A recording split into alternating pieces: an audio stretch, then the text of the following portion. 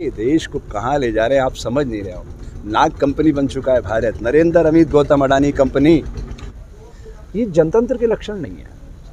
9 महीने तक देश का किसान सड़कों पे बैठे, और जो लोग कहते हैं कि ये तो किसान ही नहीं है, तो तुम्हारी सारी एजेंसियां क्या कर रही हैं? अगर ये किसान नहीं है और ये अपराधी किस्म के लोग हैं, तो तुम्हारी सारी एजेंसियां क्या कर रही हैं? और फिर आप इनके साथ टेबल टॉक क्यों कर रहे हो?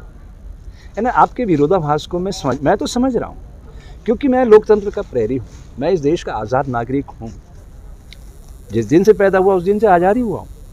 मैंने अपने आप को कभी गुलाम महसूस नहीं किया, लेकिन देश के लोगों ने अपने मतदान का उपयोग करना सीखा ही नहीं। उसका परिणाम क्या हुआ? विधानसभा में, लोकसभा में गुंडे, मवाली, अपराधी किस्म के लोग प्रवेश कर गए। ये हिंसक पशु ही तो दृश्य उभार रहे हैं। मारना, काटना। एक एसडीएम, और वो भी आईएएस, वो अंडर ट्रेनिंग है, वो क्या कहता है? इनके सर फाड़ो, और मर जाते हैं लोग। तो सीधा सीधा 302 का ऑफेंस है कि नहीं है? क्या उस पर एफआईआर हुई? और उसको प्रश्रय देने वाला कौन है? हरियाणा का मुख्यमंत्री। उस पर भी 302 और 120B में अपराध कायम होना चाहिए ना। नहीं, आज ये जो राजनीति कर रहे हैं ना, ये साफ साफ किसानों को समझ में आ रही है। एक एसडीएम की औकात है कि वो कह देगा इनके सर फाड़ो। कौन कहलवा रहा है उसको?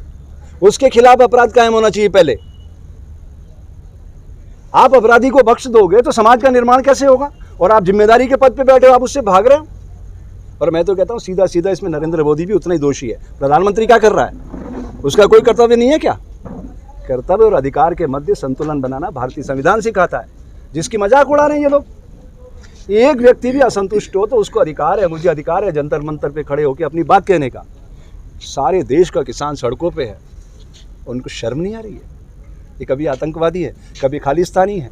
एक तरफ तो तुम डायर बन रहे हो, तुम भूल रहे हो कि देश आज़ाद हो गया है, और आज़ादी की लो एक दिन में नहीं जली। 90 साल तक असंख्य धर्मयोद्धाओं ने अपने खून से सींचा है। अब मैं आपको डेमोक्रेसी का मतलब समझाता हूँ, और ये क्या कर रहे हैं वो भी समझो आप लोग। अगर मैं आरएसएस से जुड़ा हुआ व्यक्ति रहा हूँ, ठीक है, अगर मैं आरएसएस के किसी भी कैंप में खड़ा होकर ऐसे गाता हूँ, देश है पुकारता पुकारती है भारती, खून से तिलक करो गोलियों से आरती, तो मैं देश का सबसे बड़ा देशभक्त हूँ। और वही काम अगर मैं किसान आंदोलन में आके कहता हूँ तो मैं राष्ट्रद्रोही हो जाऊंगा। मेरे विचार तो वही थे। भाव किसने बदला? मार्केटिंग के लोगों ने। ये मार्केटिंग कौन कर रहा है? यही लोग कर रहे हैं। मैं हिंदू, मैं मुस्लिम, मैं सिख, मैं ईसाई। बच्चे ड्रोन पे उड़ने लगे। ये क्या कर रहे हैं? नफरत के बीज बो रहे हैं। इसका परिणाम कौन भोगेगा? आने वाली नस्लें। ये जनता के चुने हुए हैं, तो जनता की आवाज़ को तो बिल्कुल कुचल रहे हैं। कहाँ जनता की आवाज़? एक व्यक्ति भी बोले तो उनको आवाज़ सुनना चाहिए, तो लाखों लोग हैं, पूरा देश आंदोलित है। वो जाग रहे हैं, उनकी निद्रा टूट रही है, कुंभकर्णी नींद में सोए हैं वो। तो उनको ये लगता है कि यही नैरेटिव चला के हम इस देश पे काबिज रह सकते हैं। उन्होंने पॉलिटिक्स को धंधा बना लिया है, और पॉलिटिक्स सेवा के लिए थी। एक ज़माना था जब लोग चरित्रवान लोग सदन में बैठते थे, और जब अमेंडमेंट होते थे तो विपक्ष को भी उतना ही बोलने का अवसर दिया जाता था। आज दिया जा रहा है? अभी लोकसभा में, राज्यसभा में जितने बिल पास हुए, किसी को बोलने का मौका दिया? ये एमएसपी की, आप एक बात बताइए, इनकी लड़ाई क्या है एमएसपी को लेकर? Minimum support price. तो बाकी सारी चीज़ों को कानून का अमली जामा पहना रहे थे, तो एमएसपी को भी पहना देते। एमएसपी है, थी, रहेगी। किधर है? 6% लोगों को एमएसपी मिल रही है साहब। मैं 50 रुपये में दिल्ली में गेहूँ खरीद रहा हूँ, किसान का 20 रुपये में गेहूँ नहीं बिक रहा है, 30 रुपये कहाँ जा रहा है? आज योगी जी ने घोषणा की है मथुरा में। जी, मथुरा के लिए बहुत अच्छा संदेश दिया यूपी के लिए। क्या? वो वहाँ पर जो मदिरापान, मीट, शराब, ये सब बंद नहीं बिकेंगे। वैसे वो मेरा छोटा भाई है, वो गोरक्षनाथ संप्रदाय से आता है, मैं जूना अखाड़े से आता हूँ, ठीक है। लेकिन समझने की बात ये है, क्या मथुरा में आप शराब नहीं पिएंगे और आप यहाँ गाजीपुर में पिएंगे तो यहाँ अलग है? आप पूरे प्रदेश में बंद कर दो ना। गुजरात में शराब बंदी है, सबसे ज़्यादा महंगी शराब गुजरात में बिक रही है। चलो आपको कौन सा नशा चाहिए, मैं दिलवाता हूँ आपको। मैं दिलवाता हूँ आपको, on YouTube social media channel पे बोल रहा हूँ। कौन सा नशा चाहिए आपको गुजरात में? चलो मेरे साथ, मैं दिलवाता हूँ।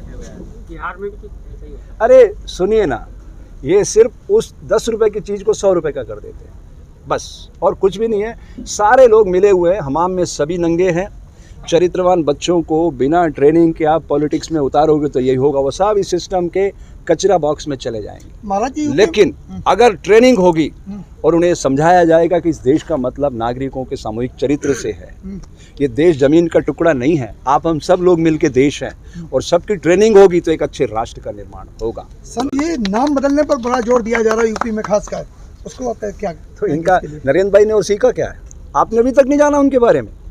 उनके मंत्री नितिन गडकरी जो एक मंत्रालय देख रहे थे जिसमें मुंद्रा कांगड़ा एयरपोर्ट वो आता है बंदरगाह, 12 बजे मैं वहाँ गया तो नितिन का फोटो लगा हुआ था। शाम को 5 बजे मेरा वहाँ लेक्चर था तो नरेंद्र भाई का फोटो था, नितिन का फोटो हट गया था। मैंने वहाँ के कमिश्नर से पूछा कि यार इसका फोटो कैसे हट गया, नितिन का महकमा है। अरे बोले पीएमओ से फ़ोन आया है कि नितिन का फोटो कैसे लगा हुआ है, हटा नरेंद्र का फोटो चाहिए हमको। पीएमओ ऑफिस फ़ोन करता है। ये देश को कहाँ ले जा रहे हैं आप समझ नहीं रहे हो।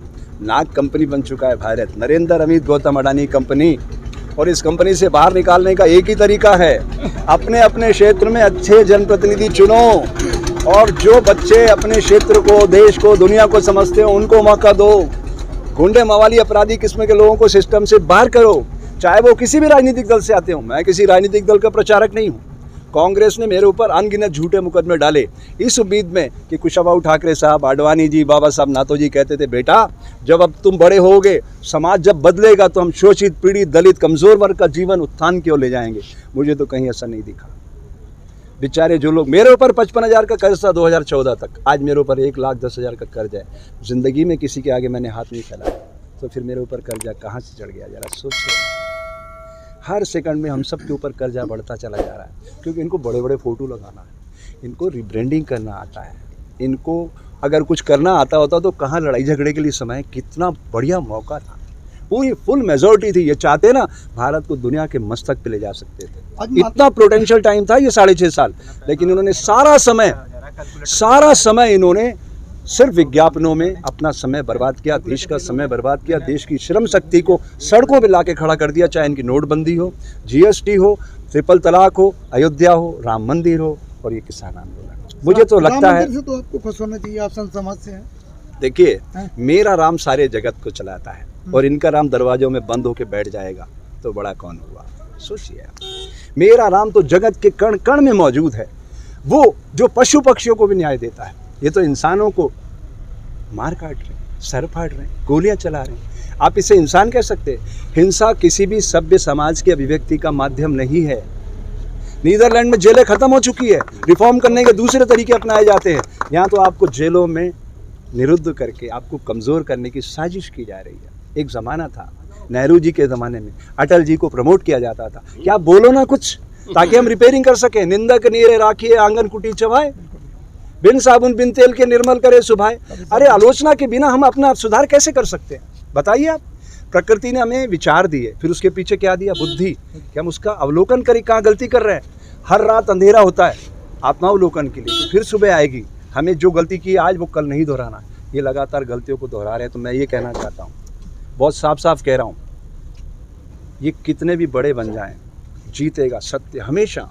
अधर्म अपनी पताका फहराता है थोड़े दिनों तक, फिर नष्ट हो जाता है। सत्य था, है और रहेगा। और ये जो धरती पुत्र की आवाज़ है ना, ये प्रकृति स्वयं चला रही है। क्योंकि धरती पुत्र से ज़्यादा ईमानदारी से कोई काम नहीं करता संसार में, आप देख लीजिए।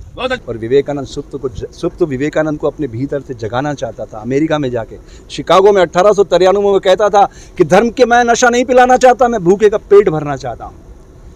ये लोग क्या कह रहे हैं कि मैं तुम कल मजदूर बना दोगे किसान से। क्या आप ये चाहते हो किसान मजदूर बन जाए? बिल्कुल। किसान धरती पुत्र परमात्मा की आवाज़ है। और आत्मा से जब पूछोगे, और नरेंद्र भी जब रात को सोता होगा तो उसकी आत्मा यही आवाज़ देती होगी, नरेंद्र तो यह हश्र भी अटल बिहारी से बुरा होने वाला।